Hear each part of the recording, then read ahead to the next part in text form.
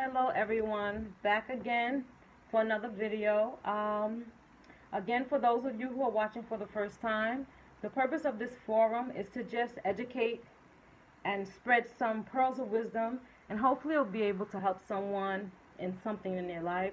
This video is going to be a little different. I'm going to have like a part 1 and part 2. Part 2 is going to be where I'm starting to reach out to anyone that's in the nursing profession, in nursing school, or that's going to be taking a nursing exam. I'm just going to help you with some skills to help you. So this is just the first part of that nursing one, after I finish talking about what the subject is for today. So for today, I'm going to be talking about self-love. And that's why I'm all dolled up. You see my lashes doing, and I got a little makeup on, my hair's did. No, I'm just joking. But I'm going to be talking about self-love. This pandemic has exposed a lot. It has exposed the hearts of people. It has exposed so much. So other than going through COVID-19, which is a devastating virus that has taken so many lives, we also had to deal with racial disharmony. And with it being 2020, it's unreal how the hearts of so many people has been revealed, and it's breathtaking. For those of you who have looked at that video of George Floyd, I can't get that sight out of my head. I can't get it out of my mind. And when that incident first happened, I had to just digress and take away from everything for a minute, just to deal with me and myself, because it took just looking at that, and I did look at the whole thing. It took a part of me away. It was just devastating.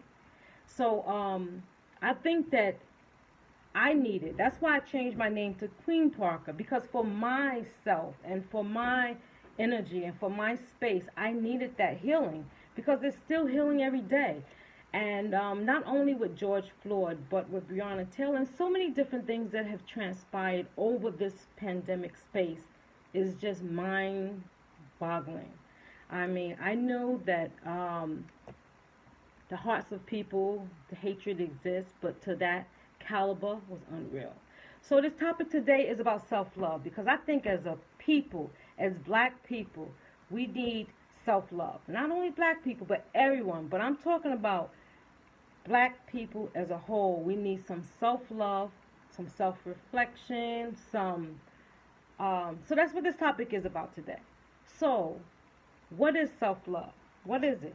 Just from the dictionary, just from the word, it's love of oneself. But that can just be so deep and so many other dynamics. The definition of self-love from the regular dictionary is regard of one's own well-being, happiness, or advantage. Love of self, taking care of your own needs, not settling for less than you deserve. Right? And biblically, if you want to know, in the Bible, there's a lot of different scriptures on self-love. I'm just going to quote one. In Ephesians 5, verse 29 says, "For no one ever hated his own flesh, but nourishes and cherishes it, just as Christ does the church." So, what is self-love? It's taking care of yourself. And remember, your journey is different. So the whole purpose of this forum is to help to educate you. But remember, your journey is going to be different from my journey. My journey is going to be different from someone else's journey. So I think that you need to meditate on what self-love is to you. To me, self-love is taking care of myself. Self-love sometimes is purging things out of my life that's toxic. Toxic to my energy, toxic to my space. To me, that's self-love. Self-love to me is saying no sometimes. It's okay to say no. Self-love to me is sometimes letting go of something that you cherish or that you love because it's preserving yourself. So there's so many different dynamics to self-love. But I think all people need to find something that they love, something that they cherish, something, and in terms of their self, and to take care of it. Self-love is taking care of yourself. Self-love is if something is toxic, not putting it in your body because you know that it's going to be detrimental to you or to your well-being. So again, self-love is something individually we have to meditate on, but I think as a race we have to apply apply self-love to each and every one of us. I think it's awesome that people are going out and they're protesting and they're marching. There's a march that's coming up on the 28th in Washington, D.C., and I think that is awesome. If you have the time and you have the energy, I think that's amazing to do that, to be unified, because that's self-love too, to be unified as a race, right? To stand there, it's amazing. So that's great. But I think individually we need to really look inside ourselves and see what it is. What do I need to do that's going to help me to grow?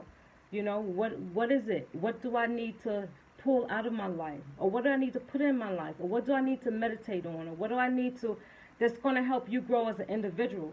Because remember, this life, we're only here for a certain amount of time. So it's important to make your journey worthwhile and to love yourself, to do whatever it may entail. Again, I can sit on here and say, taking a nice bath, listening to music, but it's going to be individualized. So you need to meditate on what can you do for yourself that's going to help your energy, that's going to help your space, that's going to help you grow as a man or a woman into a better being. Because that's what it's all about.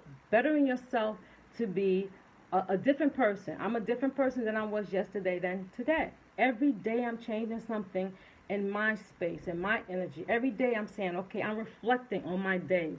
What did I do yesterday that I can do today? How am I going to be productive today? What's detrimental to myself? What do I need to purge out of my life? So to me, that's self-love. And I think as a race, we need to start loving each other. We need to start respecting each other. And I'm talking simple things of kindness, saying something kind to somebody that you don't even know. I think that's self-love. Okay, I think self-love is loving people when they're down and loving people when they're up and loving people all the time. You have some people that come and they run and they love you when you're going through something. But don't be going through nothing positive because they start throwing shade, That's not self-love. I'm talking self-love is consistent. That you're consistently showing that you care about that person. That you're consistently showing that. That's self-love. And I think as a race that we need to do that with each other. We need to love each other no matter what culture you come from. We're all black people. We're all unified. So no matter whether you're from Jamaica, no matter whether you're from Haiti, no matter whether you're from whatever, if you're black, we need to be unified. We need to love each other. We need to respect each other as a race. Because you know what? If we respect each other, then other people are going to respect us. Because there's no way in 2020 the treatment that we as black people are being treated. It's unreal. It's unreal. And not all white people. Because listen, I have friends from all walks of life. I have white people that I'm friends with, that I love. So I'm not saying all white people are bad. But there have been some things that I've seen on Instagram that was mine. And these are people who are somewhat educated. The hate in their heart for a race of people is unreal to me. So I think that if we as black people start loving each other, start respecting each other, start helping each other. I'm not talking just relatives. I'm talking across the board. Just being people. If you see somebody, I think if we consistently do that, that other people will mimic that behavior. Because see, I believe in modeling. Just like when you have kids, kids model what you do. So when I want my kids to be great, I show them that greatness because I want them to model my behavior. So I think people that are looking in at our race are saying how they treat each other. So if they see us dogging out each other, how do you think they're going to treat us? So I think as a race, I'm not talking about everyone. I'm just saying collectively, I think we need to love each other and we need to have self-love and kindness to each other as a race. Just one example. The other day I went to Home Depot. I had to pick something up and take care of some things I'm doing around the house. And there was a man. He looked like he's on hard times. And, he was talking to me. And I don't judge anyone. I don't care if it's somebody homeless. I don't care. I talk to everybody because life is funny. And what goes up comes down. So I treat everybody. My mantra is to treat everyone the way I want to be treated. So he was talking to me, and I was talking to him. I was going in there, and he said, "Oh, you look very beautiful." I said, "Thank you very much." I said, "And you look very handsome." And this man was, you can see that he was disheveled. He was probably on hard times. But I wasn't looking at that. I was looking at his eyes, his skin, his this here. He said, "You mean that?" I said, "Anything I say out of my mouth, I mean." And if you see how his face changed, it just lit up his whole being. So I'm saying that to say that we just need to be kind to each other as a race consistently. Even if it's one thing of kindness you do for somebody, I think that's a good thing. And that's not easy because you have times when you're tested. There's times when I have to breathe. Or my son is saying, "Mom," we can be in the car doing something. He said, "Mom, you know you didn't have to." And I have to say, you know what, you were right, Grant. I could have done this here differently. I mean, there's times when you get tested. But I think if every day we would consistently start loving each other as a race and treating each other as a race with respect and dignity across the board consistently, other people are going to mimic that behavior. If we don't talk about each other and if we don't down this person, we need to go out and get our own businesses. And a lot of times it's hard for us to patronize our own. Let's just keep it real, because sometimes, it's hard for us to even start our business. So when we start it, we're starting with a smaller budget. So things can't be up to par. But we need to really start patronizing businesses. Maybe if we patronize them more, then they can get better lighting, or they can get better supplies, or they can get better whatever. Maybe if we could start each one help one, instead of that saying how crabs in a barrel. We don't have to use that saying. We don't have to be crabs in a barrel. If we are crabs in a barrel, we'll be the ones that's going to help each one help one. Help them get up. You don't see the person climbing up and say, "Oh, well, I know this is." No. Stop that negative thinking and negative thought. So what I'm going to leave with you today is, as a race, let's start loving each other. Individually, self-love. Do something that's making yourself feel good. Detox yourself. Get whatever's out of your life that's not therapeutic for it. And that's what you're going to do that's going to help you as an individual, and it's going to help our race to be more unified and to grow collectively. Because again, when you love yourself, you're only going to attract that. Okay, so that's what I'm going to say about self-love. I hope that it helps someone. I try to keep it short and sweet. Just do things for you and stay positive. Remember, positivity brings positivity. So the second part of this video, IT, my son is my IT person. The second part of this video is towards nursing students or anybody in nursing school. Nursing is one of the hardest professions. I've seen people who had nursing as a second career, and they said nursing is harder than even when they were doing law or when they were doing pre-med. They said nursing was very hard. And nursing is a hard profession. If you looked at my other videos, you would have seen different things that I've done to get to the level I am. I don't want to go into it too much, but I've been a nurse for 33 years, a professional nurse and a licensed nurse. I was a licensed nurse for a few years and then became a professional nurse in '89, and professional nurse is a registered nurse. And I've done all aspects of nursing. I've done teaching, I've done supervision, I've done home care, I've done correctional health.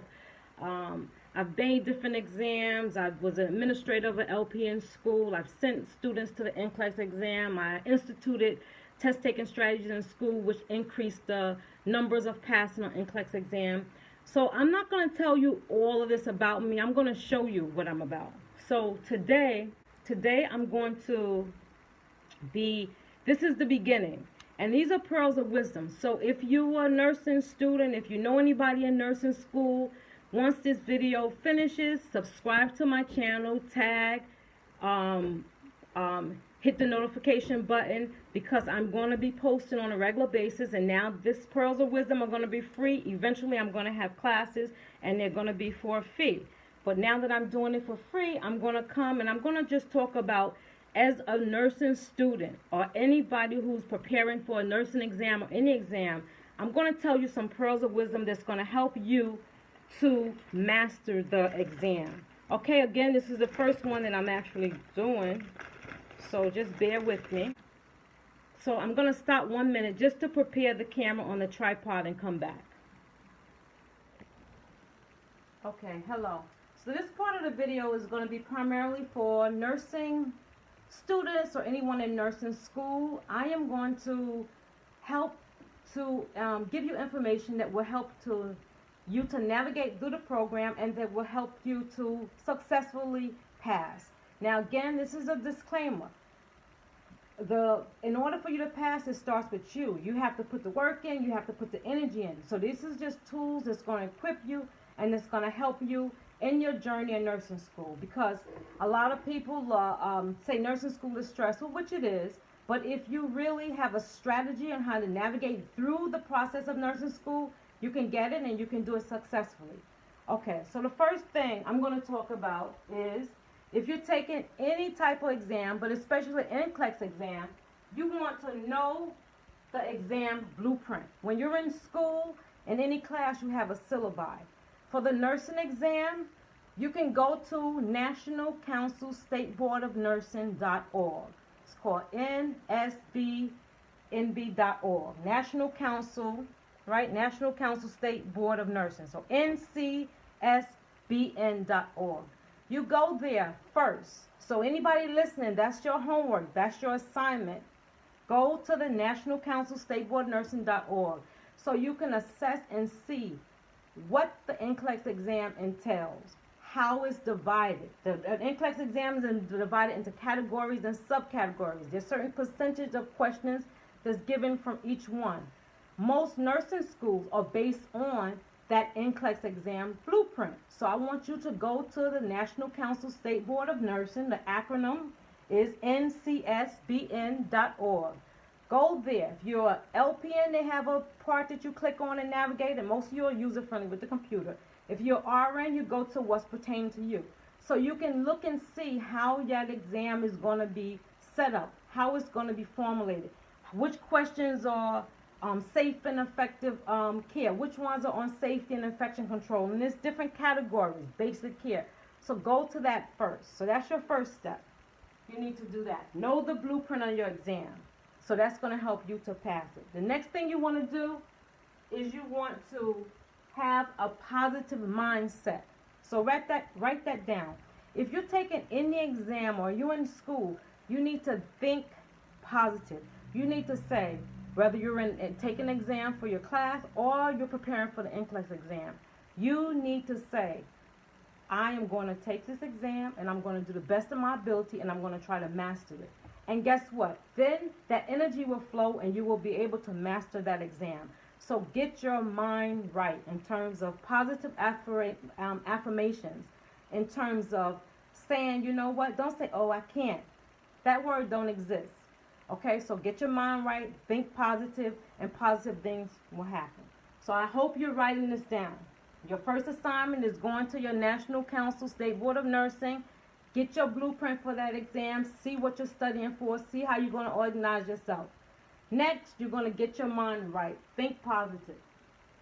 And then if you're taking any exam, and I know you may not be able to see this here board, but what it says is preparation. In the middle is preparation is key. Preparing. Know the blueprint of the exam. Get your mindset right. Regular study time. So regular study time, whatever that is for you, if you're going to study 15 minutes a day in a nice quiet place around stimulation, or get away from stimulation, do whatever you could to get your study time right and be consistent. Because if you study 10 minutes every day, that's 10 minutes of knowledge, that's 10 minutes of understanding that you have every day. If you're going to study 20 minutes every day, that's 20 minutes. But whatever you do, you want to be consistent. So you want to have regular study time. Next thing, you want to know your content. Okay, in any class or anything that you're taking, you want to make sure you know what you're studying. How do you do that? So you want to break it down. If you're studying the heart and cardiac is not your forte, then you want to make sure you go and you get the diagram of the heart and you get the different disease entities that's related to the heart, and you know the different signs and symptoms. So you want to make sure you know your content of whatever you're studying, but you also want to make sure that you know where you're weak at. If you know that labor and delivery or OB is a weak part, then you probably should start there. If you know that med-surg is a strong part for you, then maybe you should leave that for last. But you need to have a systematic way of studying. You need to have a strategy on how you're going to study consistently. Okay? That's very important. And then the last thing on this board of how and prepare. And again, this is only preparation. So this is not even digging in. This is not even any strategies for how to take apart the question. I'm going to get to that a little later. But before you do that, I want your assignment to prepare yourself. I want you to prepare your mind. I want you to have regular study times. I want you to know your content. Organize yourself. And then I will dig in and show you different strategies that can help you. I will show you the different things that you will have to do to master that. Let's see, what else? So for now, the first assignment for you today is to just make sure you prepare your mind, organize yourself, get your regular study times, and the next topic I'm going to talk about is I'm going to dig into how to answer those nursing questions. Okay, because nursing questions are not like they used to be years ago. You had multiple choice questions and you sit there and you pick the best answer and you're done. Now, nursing questions are different. You have your multiple choice, and then you have your ultimate format questions. You have hotspot questions, which is where they give you a picture and you have to they may say, where is the mitral valve? And you have to click on it. You have drag and drop, where you have to put things in order. You have, what other type of questions? You have different charts. You have audio questions. You have fill in the blank. And you have the question that all the nursing students love. And that's your select all that apply. And I'm being facetious because nursing students don't love those. They don't like select all that applies. But there's a key to answering those questions. And I'm going to show you that key to answering your select all that applies. A lot of times on exams, and I know when I was creating exams, we gave a lot of select all that apply questions. Sometimes if we had, say, 100 questions on the exam, maybe 20, 25 will select all that apply because we know students didn't like that. And that's where they needed to build the strength. So we used to put a lot of those questions on. So just remember, they are ultimate format questions. They're different type of questions. And you need to make sure you study all of those different type of questions when you're taking your NCLEX exam. And have a book for studying. I'm not going to get over here and say, oh, you should have this book or you should have that book. You go and you find a book that's user-friendly for you. You go and you find one that's easy to navigate, or one that you can find yourself getting comfortable with. You don't have to get 15, 20 books. You get 1 or 2 solid books and you're great. Okay, you can be great. But again, you have to have regular study times. When I was in nursing school, I used to study in groups. I had study groups, not big groups. It was 3 of us. And we used to study together. And this is when I was in undergrad. I think I was in New York City Technical College at that time. And I had 2 other women that I studied with. It was 3 of us, and one time it was 4. I used to have study groups. And study groups are really, really good. And that helped me a lot when I was in nursing school, when I was in undergrad, especially when I was in school for my associate degree. I did a lot of studying groups. For my bachelor's degree, I think I did some studying groups, but definitely when I was in undergrad school, I did a lot of studying groups. And that's very helpful. That's a key. I'm giving you some good pointers. Study groups, regular study time, going to the National Council State Board of Nursing to see the blueprint of your NCLEX exam. Know your content. You're going to be a nurse. A nurse is someone who's going out there and saving lives. So no one had to tell me, know all your lab values. No one had to tell me, know your signs and symptoms of disease manifestations. No one had to tell me. I knew that if I was going to be practicing on a patient, saving lives, that it was inevitable that I wanted to be the top of my class. I wanted to be the cream of the crop. So a lot of times when a lot of my friends were out partying, I was home studying. So you have to be honest with yourself. You have to say, listen, I am going to be a nurse. My goal is to save lives, and you have to make sure that you do that. So equip yourself with what you need. Sorry, the video had cut off. As I was saying, just finishing up with the nursing. So you want to just, all those tools that I share with you, you want to make sure you implement them. And also, and then as you implement them, then you will definitely reap the benefits. Okay, again, that was just the first part. Preparation is key. Listen to everything that I told you to do and implement that. On the next video, I will talk more about the questions directly and how you can take apart the questions to help you to answer them successfully. Again, thank you so much for watching the videos. Please share, hit like, subscribe, and any more information that you need, put it in the comments. Okay? Have a wonderful day and stay positive. Thank you so much. Bye-bye.